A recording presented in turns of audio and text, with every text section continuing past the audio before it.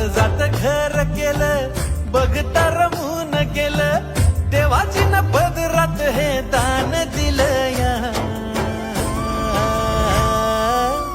आभाळाला भेटाया धरणीनं जीवाचं रान केलं या.